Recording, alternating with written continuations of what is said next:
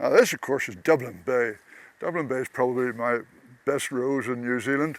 It'll be going long after I'm gone. The rare thing about it is it's a lovely climber, but the old flower is still the same beautiful colour. It doesn't discolour, and the petals drop cleanly when it's over. So I would say, everywhere you go in New Zealand, you see Dublin Bay.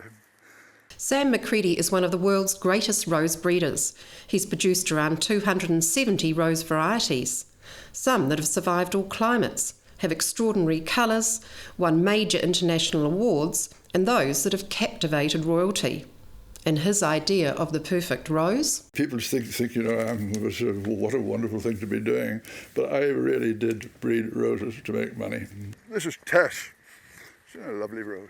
He arrived in New Zealand in the 70s with 1,000 plants and some seeds, and then set about revolutionising the business of rose breeding. He introduced plant breeders' rights and clever new ways to market roses, and he makes it look so easy to create the perfect rose. It's incredibly simple. Anybody can do it.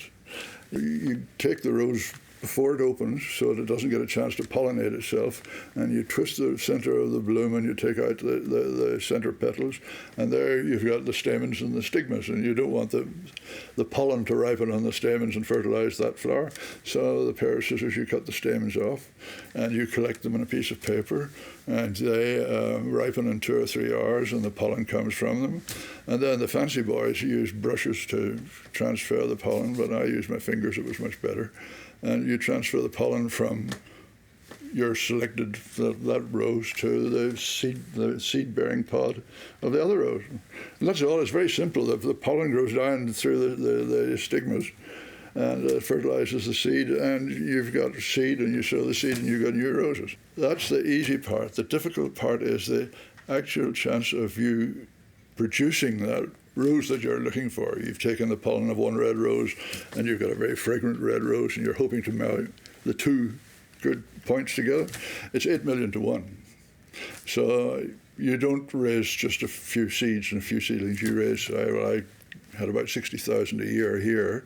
In Ireland, I had about 160,000 a year. So you whittle it down in the first year from about 60,000 to 2,000 maybe, that look good on the seedling benches. And I propagate a few of each of those outside in the paddock, 3 or 4 plants of each. And then I walk up and down and look at them every day the next year.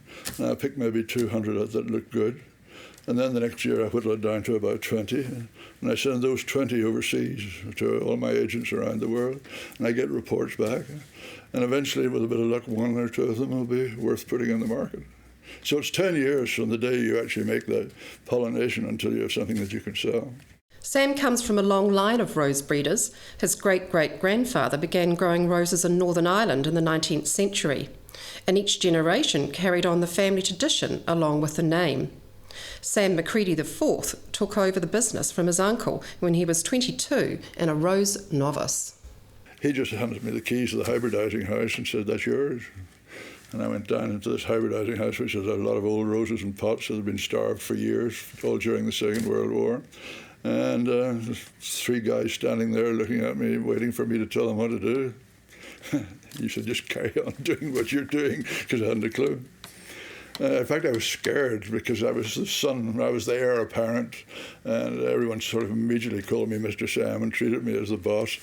And I was scared of people asking me questions because I just didn't have a clue. I stayed in the office and hid most of the time until I persuaded my uncle to let me buy a Land Rover, and I took off for Europe.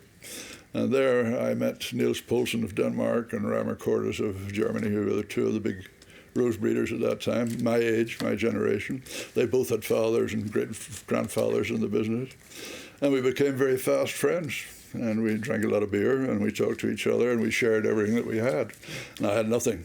They had everything. And they taught me a lot. Naming a rose is always a challenge, and in the case of Sexy Rexy, controversial. I nicknamed this rose Sexy Rexy.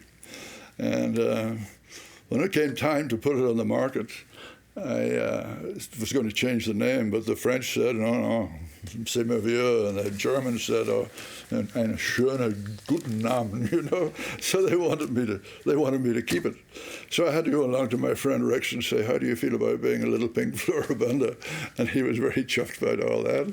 And so it became Sexy Rexy, and it was not popular in some places. When I brought it to Chelsea Flower Show, and that Chelsea is this place where you introduce anything that's new, some people came up to me and said it was disgusting. They wouldn't have that in their garden with that name. But one guy, who shall be nameless, who was a big wig in the rose world, an Englishman, came up and stood on my toes in his bowler hat and told me I was a disgrace to my profession. And then there's the roses that Sam-McGredy named after the famous, from Louis Armstrong to Ginger Rogers. She said that after her Academy Award that was the second nicest thing that ever happened to her. And she kept in touch with me right up until the time she died. So that was rather nice. And then I named one for the dear and lovely Violet Carson, better known as Ina Sharples. And Ina became a family friend and used to come across and stay in my home in Ireland. Then there's the Queen Mother. She also used to amuse me whenever she came into a room and there were a crowd of people. As soon as she saw me, she said, "Oh, hello, Mr. McGredy." I had a private audience with Pope Pius one year when I was in Rome.